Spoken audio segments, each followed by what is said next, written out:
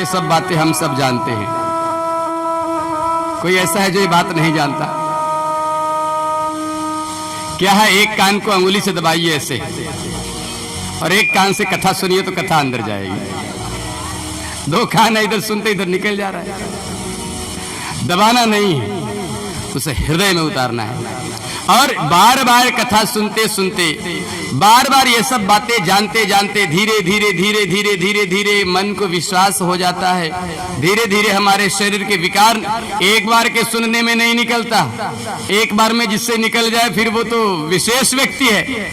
धीरे धीरे रसरी आवत जातते सिल पर परत निशान। धीरे धीरे कथा सुनते सुनते सुनते सुनते हमारे शरीर से, हमारे मन से सारे विकार निकल जाते हैं। हमारे सारे विकार निकल जाते हैं, अभिमान निकल जाता है, मान निकल जाता है, ईर्ष्या द्वेष ये सब निकल जाता है, और धीरे धीरे हम सुखी हो जाते हैं। बोलो राधे राधे। कैसे हैं सुदामा जी? प्रशांत आत्मा, एकदम शांत।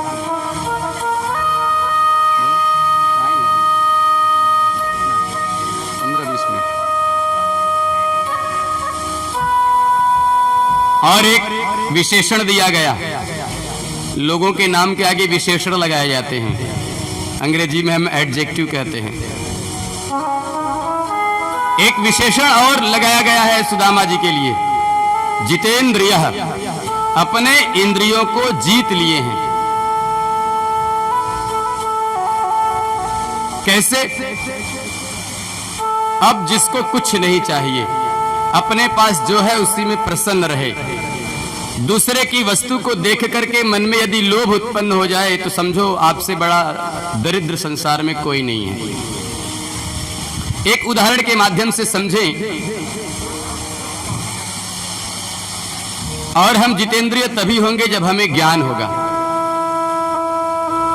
ज्ञानादेव तु कैवल्यम, ज्ञान से ही कैवल्य यानी मुक्ति या सुख की प्राप्ति होती है। बिना ज्ञान के हम कभी भी सुख नहीं प्राप्त कर सकते, उसके लिए ज्ञान की आवश्यकता होती है। और ये यज्ञ किसकी हो रही है? ज्ञान की। श्रीमद् भागवत कथा ज्ञान यज्ञ। तो ज्ञान ही हमारे दुखों से मुक्ति का मार्ग है। जैसे छोटे छोटे कुछ बच्चे खेल रहे हों,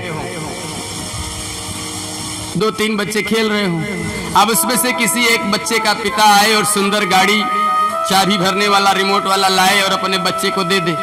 अब वो खेलने लगे तो दूसरा बच्चा रोता हुआ अपने घर में जाएगा, खूब रोएगा, जिद करेगा, मुझे तो खिलौना चाहिए, वो गाड़ी चाहिए, रिमोट वाली कार चाहिए, खूब जिद करेगा, खूब रोएगा। और वहीं पर मान लीजिए कि आप खड़े हैं और ये आप भी देख रहे हैं, तो क्या आप रोएंगे?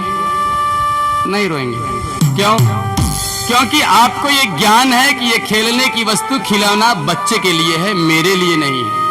किसके लिए है? बच्चे के लिए है। ये ज्ञान जब आपको होता है तो आप दुखी नहीं होते। बच्चा वहीं पर रोएगा, वो दुखी होगा, लेकिन आप वहीं पर खड़े हैं, ना आप रोएंगे ना आपको दुख होगा। क्यों? क्योंकि आपको ज्ञान है कि ये खिलौना मेरे काम की वस्तु नहीं, ये बालक के लिए है। ये ज्ञान ही आपको दुख से बचाता है। ठीक उसी प्रकार मेरे पास जो है, जिस हम घर में रहते हैं, जो सुविधा है उसी में हमें प्रसन्न रहना है। एसी लगा है बगल वाले के घर में, वो खुश रहे, हम बिना एसी के ही खुश हैं। लेकिन हमारे पास अब वो कहानी आ जाएगी, बहुत बड़ी कहानी कहनी पड़ेगी। हम अपने सुखों से सुखी नहीं है, अपने दुखों से दुखी भी नहीं है, दूसरों के सुखों से ज्यादा दुखी हैं। यही हमारी अज्ञानता है, और यही अज्ञानता ही हमारे दुख का कारण है। जिस दिन आपके समझ में आ जाएगा कि पड़ोसी का एसी पड़ोसी के काम का है, मेरे काम का नहीं है, मेरा पंखा ही मेरे लिए पर्याप्त है, उस दिन आपको बढ़िया शीतल हवा भी लगेगी और कोई दुख नहीं होगा। लेकिन जिस दिन मन में वो जग गया, अरे उसके घर में एसी लगा है, हम तो बिना एसी सोते, नींद कैसे आए? ये अज्ञानता ही हमारे दुख का कारण होता है। अरे ईश्वर ने उसे दिया है, वो आनंद ले रहा है, हमारे पास नहीं है, हमारे पास पंखा है। अरे पंखा की बात आप करते हैं, अरे हजारों लोग हैं प्लेटफॉर्म पर सोते हैं, यहाँ वहाँ सोते हैं, न पंखा है, न कूलर है, न कुछ है, न बिजली है, पड़े रहते हैं। हजारों मच्छर काट रहे हैं, निद्रा जब आती तो कुछ नहीं काटते, पड़े। हमारे एक गुरुजी थे प्रोफेसर नरेंद्र सिंह, कहते थे बेटा जब तुम्हें ऐसा लगे कि तुम बहुत अमीर हो गए हो, अभिमान जगने लगे, तो थोड़ा सिर उठा करके देखना टाटा, बिड़ला, रिलायंस ये सब कितने आगे हैं। तो तुम्हें अभिमान नहीं होगा कि मैं तो बहुत छोटा सा हूं, तुच्छ हूं, बहुत छोटा हूं। और जब तुम्हें ऐसा लगे कि मैं बहुत दुखी हूं, बहुत अभाव है, जीवन में कुछ नहीं है, ये नहीं है, वो नहीं है, तो प्लेटफॉर्म पर सोने वाले लोगों के पास जाकर के उनका जीवन देख लेना, कैसे जीते, कुछ नहीं है। अभी की चिंता करते हैं, आज की चिंता नहीं करते, अभी की। अगर भूख लगी है तो अभी मांगेंगे, अभी खाएंगे, फिर बस खत्म, कुछ नहीं है, न घर है, न बार है, न परिवार है, कुछ नहीं। आज की चिंता हम करने की बात नहीं कर रहे हैं, अभी भूख लगी तो अभी की चिंता करते, बस भूख मिट गई तो फिर तुम शहंशाह हो, राजा हो, उससे कोई मतलब नहीं। तो कहते जब ऐसा लगे कि बहुत अभाव है तो उनको देख लेना, तो तुम्हारे दुख की निवृत्ति हो जाएगी। तो सुदामा जी जितेंद्रिय अपने इंद्रियों पर विजय प्राप्त कर लिए हैं, कुछ नहीं चाहिए, जो है उसी में खुश है, जो प्राप्त है वही पर्याप्त है, और जो प्राप्त है वो पर्याप्त नहीं है यदि, तो आप पूरे जीवन भर तड़पते रहेंगे, मरते रहेंगे, ये आ जाए, वो आ जाए, ये आएगा तो मैं सुखी हो जाऊंगा, वो आ जाएगा तो मैं सुखी हो जाऊंगा, मेरा 4 BHK का घर हो जाएगा तो मैं सुखी हो जाऊंगा, मेरा बेटा ये बन जाएगा तो मैं सुखी हो जाऊंगा। यदि ऐसा होता तो 4 BHK वाला दुखी नहीं होता, घर में अपने पूजा पाठ नहीं कराता, वो भी कराता है। तो जब तक मन में संतोष नहीं आएगा, और संतोष आता है ज्ञान से, ज्ञानादेव तु कैवल्यम। सुदामा जी शिक्षित ब्राह्मण हैं और जितेंद्रिय हैं।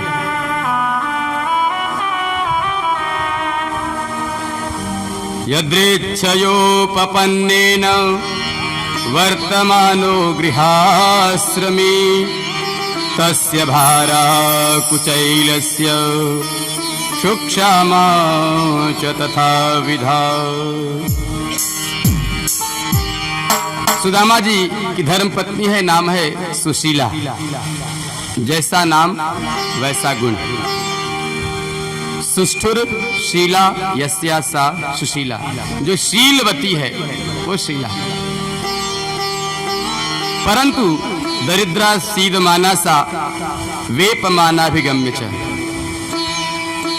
थोड़ा थोड़ा कभी कभी सुशीला को लगता कि जीवन में बहुत अभाव है, लोगों को जब देखती कि अरे उनके घर में ऐसा है, वही जो अभी हमने थोड़ी देर पहले कहा, तो कभी कभी लगता है कि अपना थोड़ा ठाठ बाट होता, थोड़ा थोड़ा अच्छा होता। अब जब थोड़ा अच्छा होता तो लगता है और थोड़ा अच्छा हो जाए, और थोड़ा अच्छा तो लगता है और थोड़ा अच्छा हो जाए। ये अच्छा होने वाला खत्म ही नहीं होता सिस्टम।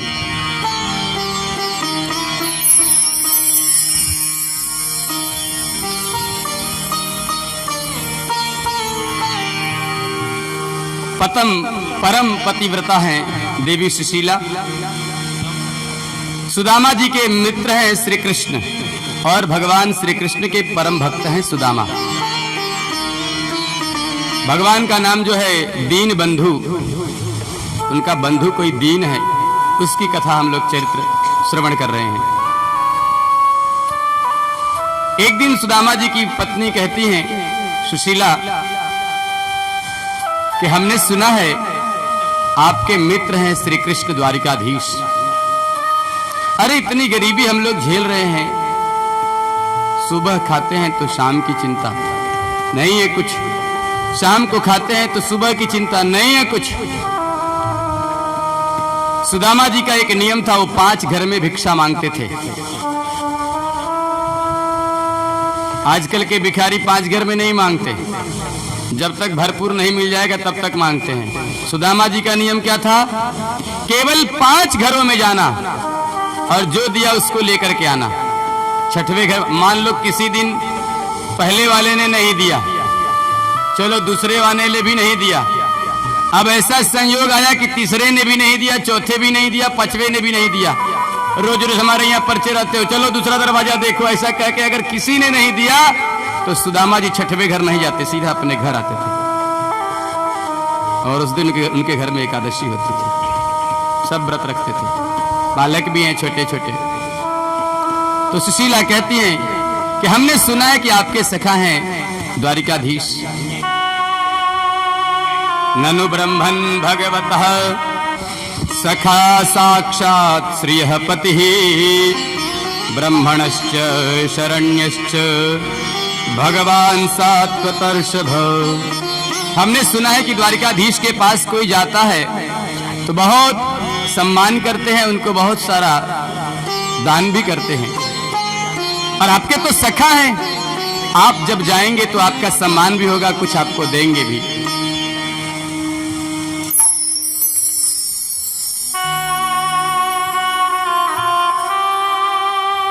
सुदामा जी कहते हैं कि देवी, ऊपर वाले ने, ईश्वर ने हमें जो कुछ भी दिया है उसमें ही प्रसन्न रहना हमारा धर्म है। और देवी तुम कह रही हो कि जाकर के मैं गोविंद के पास, द्वारिकाधीश के पास जाकर के कुछ लेकर के आऊं। मान लो मैं गया और उन्होंने 10,000 रुपए दिया तो कितने दिन चलेगा? महीना, 2 महीना, फिर खत्म हो जाएगा, फिर क्या करेंगे? आज मान लो उन्होंने कुछ पैसा दिया, कल फिर कुछ और मांगने की इच्छा होगी, परसों फिर कुछ और मांगने की इच्छा होगी। ये इच्छा हमारी कभी भी नष्ट नहीं होती देवी, इसलिए हमारे पास जो है उसी में हमें प्रसन्नता पूर्वक जीवन यापन करना चाहिए। मैं कहीं नहीं जाऊंगा। कई बार सुशीला ने प्रयत्न किया कि शायद ये हमारे पतिदेव सुदामा जी जाएं तो कुछ गोविंद दे, लेकिन सुदामा जी तो प्रशांत आत्मा जितेंद्रिय, प्रशांत आत्मा है, जितेंद्रिय है, क्यों जाएं? और दूसरे के देने से क्या आपके पास हो जाएगा? दूसरे के देने से कुछ नहीं होता। आजकल लोग शादी ब्याह में खूब लेते हैं दूसरे का धन, दहेज में। आप बताइए दहेज का धन कितने दिन चलता है? कितने दिन चलेगा? अरे उतने में तो पटाखा लोग उड़ा देते हैं। मैंने इस कलयुग में अच्छे अच्छे लोग हैं देखा है। एक जगह बरच्छा कराने गया था, संपन्न परिवार के लोग थे, तो 10 लाख रुपए उन्होंने उस पर रखा। तो वर के पिता ने, लड़के के पिता ने इतनी अच्छी बात कही, उसने कहा मुझे पैसे नहीं चाहिए। बोले मुझे पता है आपको पैसे नहीं चाहिए, पर हम अपने खुशी से दे रहे हैं। उसने बहुत जबरदस्त बात कही, आज भी ऐसे ऐसे लोग हैं। उसने कहा इसे आप रखिए और जब हमारे बाराती आपके यहाँ जाएंगे तो उन सबको आप विदाई देना, इससे आपका भी यश होगा और मेरा भी यश होगा। आएगा, आप मुझे देंगे 10 लाख रुपए, यहां वहां खर्च कर दूंगा। तो किसी के देने से किसी के पास हो जाएगा जरूरी नहीं है। आपके मन में संतोष नहीं है, कोई लाख दे दे, लाख भी कम पड़ेगा। करोड़ दे दे, करोड़ भी कम पड़ेगा। 1 करोड़ में तो बोरीवली में भी फ्लैट नहीं आता। कोई 1 करोड़ रुपए दे दो तो एक फ्लैट भी नहीं आएगा। कोई 10 करोड़ दे दे तो मरीन ड्राइव पर फ्लैट नहीं ले पाएंगे। कोई 100 करोड़ दे दे तो आप एक बंगला नहीं ले पाएंगे। क्या मतलब है देने से? एक घर तक नहीं आएगा। किसी के देने से आपके पास हो जाएगा ऐसा विचार नहीं करना। सुदामा जी बहुत समझाते हैं सुशीला को। सुशीला समझ गई कि ये जाने वाले नहीं हैं। कुछ दिन बीतने के बाद एक दिन सुशीला ने फिर कहा कि ठीक है आप जाइए, आपके सखा हैं। अरे कुछ मत मांगना उनसे, कुछ मत लेना, परंतु एक मित्र का ये धर्म है कि अपने मित्र से मिलना चाहिए। तो मिलने तो जाओ, जाकर के मिल तो लो, बहुत दिन हो गया। सुदामा जी बोले देवी ये बात तुम्हारी जच रही है। अयम ही परमो लाभ उत्तम श्लोक दर्शनम। यही जीवन का सबसे बड़ा लाभ है कि उत्तम श्लोक परमात्मा गोविंद द्वारिकाधीश का दर्शन होगा। ठीक है देवी, मैं मिलने के लिए जाता हूं। और सुदामा जी तैयार होते हैं मिलने जाने के लिए, परंतु किसी भी मित्र के यहाँ, अपने पुत्री के यहाँ, अपने गुरु के यहाँ, अपने से छोटे के यहाँ खाली हाथ नहीं जाना चाहिए। सुदामा कहते हैं देवी जाना तो है मित्र के यहाँ, परंतु खाली हाथ कैसे जाएं? सुशीला कहती इसकी चिंता मत करिए, मैं इसकी व्यवस्था करती हूँ। या चित्वा चतुरो मुष्टिन विप्रान पृथक तंडुलान। 4 घरों में जाकर के और 4 मुट्ठी चावल मांग करके लाती हैं सुशीला, और ला करके एक पोटली में बांध करके देती हैं। सुदामा की स्थिति बहुत दयनीय है, निर्धन है, लेकिन सुदामा से बड़ा संसार में सुखी कोई नहीं है, कोई नहीं है उनसे बड़ा सुखी। अरे करोड़ों की संपत्ति हो, मन में शांति ही नहीं है तो सुख कहां से मिलेगा? मन में संतोष ही नहीं है तो सुख कहां से मिलेगा? सुदामा जी को पोटली बांध करके देती हैं और सुदामा जी गोविंद से मिलने के लिए चल देते हैं। अब गोविंद का द्वारिकाधीश घर बहुत दूर है। सुदामा चल देते हैं द्वारिकाधीश से मिलने के लिए। रास्ते में नदी का तट पड़ता है। अब जो नाव से पार कराने वाला है निःशुल्क तो कराएगा नहीं, उसका भी तो बाल गोपाल है, उसको भी तो चल पार करना है, जीवन चलाना है। तो उससे कहते हैं भैया उस पार लगा दे। कहता है शुल्क है तो पार लगाएंगे। बोले वही तो नहीं है। फिर बैठ करके गोविंद की याद करते हैं और धीरे धीरे संध्या का समय होता है। क्या भाव है आइए हम लोग श्रवण करते हैं।